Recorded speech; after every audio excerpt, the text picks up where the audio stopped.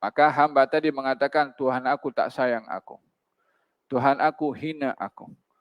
Tuhan aku menghendaki kehendak yang tidak baik pada aku. Jadi tidak balance pada orang seperti ini, hanya mempunyai baik sangka ketika diberi nikmat dan berburuk sangka ketika diuji dengan dugaan. Maka Allah berfirman, kalla, jangan berbuat begitu. Jangan menilai satu nikmat itu tanda kebaikan dan musibah itu tanda keburukan. Kedua-duanya adalah ujian bagi seseorang yang diberi nikmat atau yang diberi musibah. Orang diberi nikmat diuji dengan nikmatnya, adakah bersyukur atau tidak? Orang yang diberi musibah diuji kesabarannya atau tidak. Wa nabluukum bisyarri wal khairi fitnah. Kami Allah menduga kamu dengan sesuatu yang kamu suka, nikmat, rezeki, sehat, harta, dan sesuatu yang kamu tak suka, susah, rezeki, ekonomi sempit, sakit, dan berbagai macam problem. Dua-dua adalah dugaan. Kata Imam Ibn Athaillah Sakandari, sikap seorang mukmin kepada Allah Subhanahu wa taala akan mengedepankan konsep husnudzan, baik sangka kepada Allah Subhanahu wa taala yang diperintahkan baik itu di dalam Al-Qur'anul Karim dan juga dalam hadis Nabi Muhammad sallallahu alaihi wa ala alihi wasallam. Baginda bersabda tentang pentingnya husnudzan, baik sangka. Katanya, khaslatan laisa fawqahuma min birrin husnudzan billah wa husnudzan bi ibadillah. Dua perkara tak ada yang lebih baik daripada keduanya. Yang pertama, berbaik sangka pada Allah. Yang kedua, berbaik sangka kepada hamba-hamba Allah. Baik sangka kepada Allah ketika diberi nikmat, maka baik sangkanya kepada Allah, Allah menguji aku untuk aku bersyukur. Ketika diberi musibah, berbaik sangka kepada Allah, Allah akan memberi pahala kepada aku dengan sabar. Sehingga tidak bermain dalam hatinya, apa silap aku sampai Allah menduga aku seperti ini. Apa salah aku sehingga Allah menduga aku dengan dugaan yang berat yang aku tak mampu memikulnya. Ini sudah buruk sangka kepada Allah Subhanahu wa taala ketika berhadapan dengan dugaan. Kata Imam Ibn Athaillah Sakandari mengatakan, kalau kamu tidak dapat bersangka baik kepada Allah kerana kebaikan sifatnya, maka bersangka baiklah kepada Allah karena layanannya kepada kamu. Bukankah Allah melayan kepada manusia itu hanya dengan kebaikan sahaja? Allah beri sehat tak kira kepada sesiapa pun. Allah bagi tubuh badan ini berfungsi normal kepada sesiapa pun kecuali yang diduga oleh Allah Subhanahu wa taala kesabarannya dengan adanya kekurangan pada tubuh badannya. Allah memberikan oksigen tanpa kita perlu membayar kepada sesiapa pun. Maka kita melihat pada apa yang dilakukan oleh Allah terhadap hambanya, semuanya adalah perkara yang baik. Hanya saja manusia itu berbeza di dalam menyikapi ihsannya Allah. Ada orang melihat Allah itu berbuat ihsan kalau dirinya dapat apa yang diminta. Kalau tak dapat, maka dia melihat Allah tak berbuat ihsan kepada dirinya. Dan dengan demikian, muamalah seorang hamba kepada Allah Subhanahu wa taala adalah dengan husnudzan.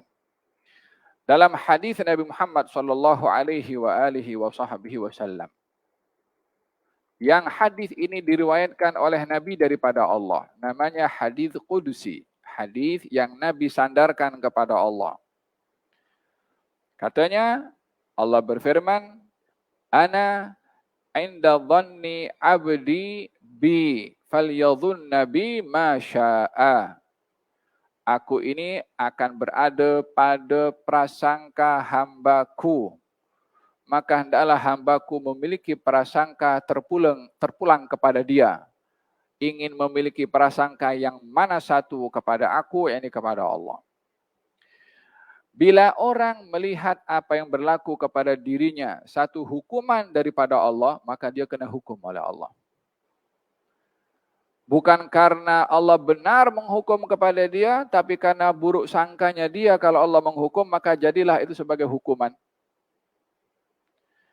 Bila orang mempunyai prasangka yang baik kepada Allah atas apa yang berlaku kepada dirinya, hatta dalam bentuk dugaan, itulah kebaikan yang Allah beri kepada seseorang, walaupun dalam bentuk musibah.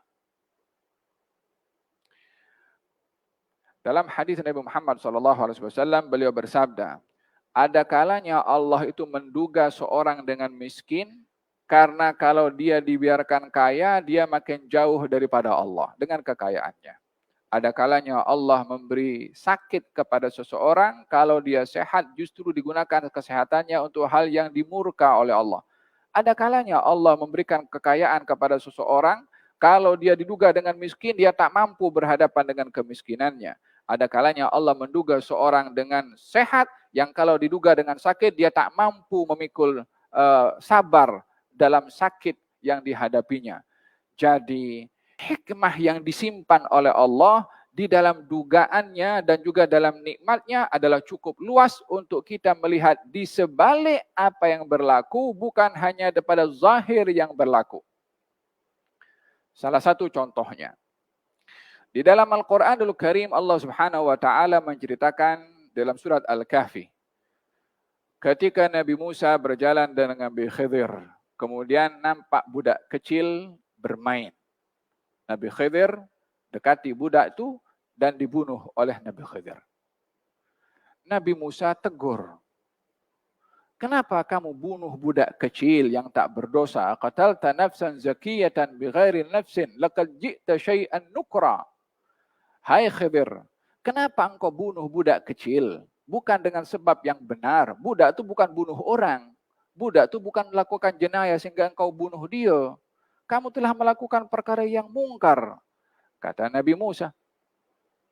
Khidir mengatakan kepadanya, aku dah cakap pada kamu, jangan tanya, jangan komplain apa aku buat. Singkat cerita, Nabi Khidir bagi tahu kepada Nabi Musa, apa pasal budak tu aku bunuh? Katanya, wa ammal ghulamu fakana abawahu mu'minaini fakhashina ay yurhiqahuma tughyana wa kufra. Budak kecil yang aku bunuh itu, dalam pengetahuannya Allah yang diberitahu kepada aku, orang tua dua budak itu orang baik, orang beriman. Budak ini kalau dibiarkan dewasa nanti, boleh menyebabkan kekufuran kepada orang tuanya. Jadi Allah berkehendak melindungi orang tuanya daripada perbuatan si budak tadi yang boleh menyebabkan kekufuran orang tua, dengan dihantarkan Nabi Khidir untuk membunuhnya, supaya terselamat orang tua daripada fitnah anaknya, dan anaknya pun juga terselamat karena dibunuh masih kecil, dia tidak akan terlibat dalam kekufuran. Jadi, yang dilakukan oleh Nabi Khidir itu yang nampaknya bunuh dosa besar, nampaknya begitu. Tapi hikmah di sebalik apa yang dilakukan, kebaikan yang tak terbayangkan.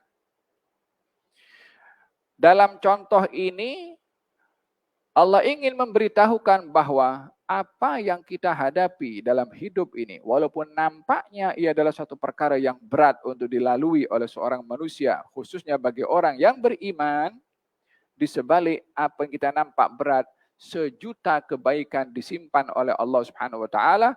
Disinilah letak baik sangka kepada Allah bila berlaku sesuatu kepada kita di luar yang kita inginkan. Ada beberapa hikmah daripada berbaik sangka kepada Allah Subhanahu wa taala. Larangannya adalah berburuk sangka kepada Allah. Dalam hadis Nabi Muhammad sallallahu alaihi wasallam, bila seseorang di antara kamu itu sedang nazak, maka hendaklah dia berbaik sangka kepada Allah. Momen yang paling mencabar bagi seseorang dalam hidup ini bila nazak. Kata Nabi, yang menentukan nasib seseorang itu sebelum meninggalkan dunia ini diukur dengan baik sangkanya atau tidaknya kepada Allah Subhanahu wa taala.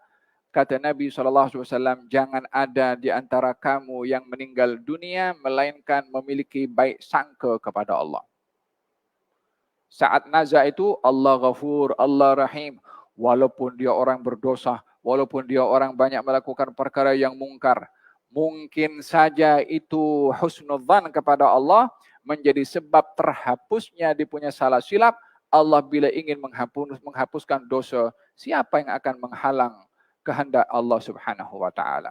Dan kata-kata hikmah yang disampaikan oleh Imam Ibn Atha'illah sekan daripada hikmah yang ke-40 ini mengajak kepada kita berbaik sangka kepada Allah Subhanahu wa taala ke atas apa yang telah dilakukan oleh Allah kepada kita dan lebih melihat ihsannya Allah kepada kita dan hikmah di sebalik dugaan yang Allah duga kepada kita. Moga-moga Allah Subhanahu wa taala anugerahkan kepada kita baik sangka sentiasa kepada Allah dan Allah berkati kita pada sisa umur ini untuk mendapatkan husnul khatimah. Wa sallallahu ala sayyidina Muhammadin wa ala alihi wa sahbihi wasallam. Alhamdulillahirabbil alamin.